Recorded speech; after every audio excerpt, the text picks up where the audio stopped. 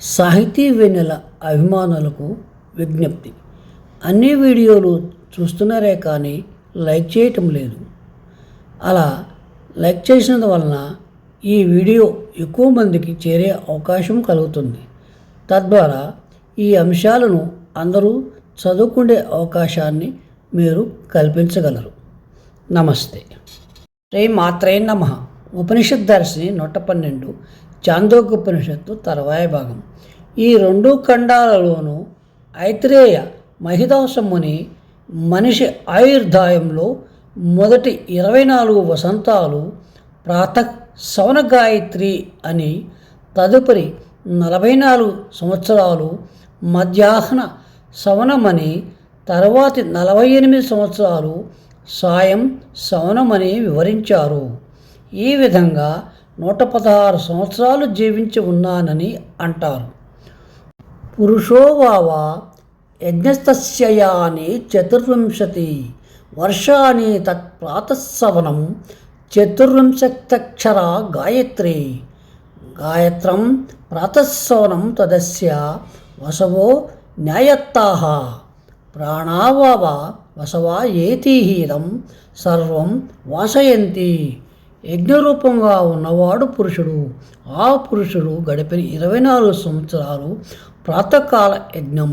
అందుకే గాయత్రి మంత్రంలో 24 అక్షరాలు ఉన్నాయి.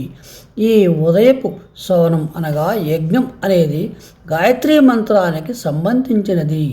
గాయత్రి మంత్రంలో వసువులకు కూడా సంబంధం ఉంది. అంతటా వ్యాపించి ఉండేది ప్రాణులే కనుక ప్రాణులే వసువులు. వసువులంటే ఎల్లప్పుడూ ఉండేవి అని ఇంతకుముందు చదువుకున్నాము. యజ్ఞరూపంలో ఉన్న పురుషుడు తరువాత గడిపిన 44 సంవత్సరాలు మధ్యాహ్నిక సవనం. అందుకే కృష్ణ ఛందస్సు 44 అక్షరాలతో కూర్చబడి ఉంటుంది. ఈ మధ్యాహ్న సవనం కృష్ణ ఛందస్సుకి సంబంధించినది. ఈ కృష్ణ ఛందస్సుకి రుద్రులకి అనుబంధం ఉంది. ఈ ప్రపంచానికి రోదనాన్ని కలిగించేవి ప్రాణాలు కనుక ప్రాణాలే రుద్రులు.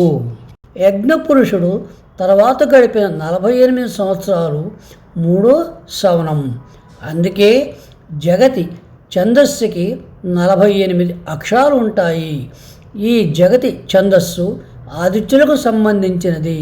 సర్వాన్ని గ్రహించేవారు ప్రాణదేవతలు కనుక ప్రాణదేవతలనే ఆదిత్యులు అన్నారు. ఈ యజ్ఞ సిద్ధాంతాన్ని సంపూర్ణంగా అర్థం చేసుకొని ఆచరించిన వాళ్ళు పూర్తి జీవితం అంటే 116 సంవత్సరాలు జీవిస్తారు. దానికి తానే ఒక నిదర్శనమని ఐత్రేయ మహిదాసముని చెప్పారు. వేదమునే శరీరానికి వేదాంగాలలో ఒకటైన ఛందస్సు అనేది నడవటానికి పాదములు వంటివి. గాయత్రితో మొదలై 26 ఛందస్సులున్నాయి. అవి వరుసగా గాయత్రి, ఉష్ణుక్కు, అనుష్టుప్, బృహతి, పంక్తి, తృష్ణప్, జగతి, అతిజగతి, షక్వరి, అతిషక్వరి, అష్టి, అత్యష్టి, ధృతి, కృతి, ప్రకృతి, ఆకృతి, వికృతి, సంకృతి, ఉద్ధృతి మొదలైన 26 ఛందస్సులు. వీటిలో మొదటైన గాయత్రిలో పాదానికి 6 అక్షరాల చొప్పున 4 పాదాలుంటాయి. మొత్తానికి 4 పాదాలలో కలిపి 24 అక్షరాలుంటాయి. గాయత్రి అంటే గానం చేసేవారిని సర్వదా రక్షించేది అని అర్థము. ప్రతి ఛందస్సుకి ఒక్కొక్క అక్షరం చొప్పున పెరుగుతూ వస్తుంది. వరుసలలో 6వదైన తృష్ణప్ ఛందస్సులో పాదానికి 11 అక్షరాల చొప్పున 4 పాదాలలో కలిపి 44 అక్షరాలున్నాయి. అలాగే వర్షక్రమంలో 7వదైన జగతి ఛందస్సులో పాదానికి 12 అక్షరాల చొప్పున 4 పాదాలు కలిపి 48 అక్షరాలుంటాయి. గమ్యతే జనైరితి జగతి, జనుల చేత పొందబడినది. ప్రళయకాలే గచ్చతీతి జగతి, ప్రళయకాలంలో లయమైపోయేది జగతి అని అర్థము. సర్వము దీనిలోనే కనపడుతుంది. అదేవిధంగా 26 ఛందస్సులలోనూ ప్రతి ఛందస్సుకు కొన్ని ముఖ్యమైన మంత్రాలు ఉండి ఆ మంత్ర సాధన ద్వారా మానవుడు తన ఆర్థిక, ఆరోగ్య, సామాజిక, రాజకీయ కోరికలను తీర్చుకుంటూ ఉంటారు.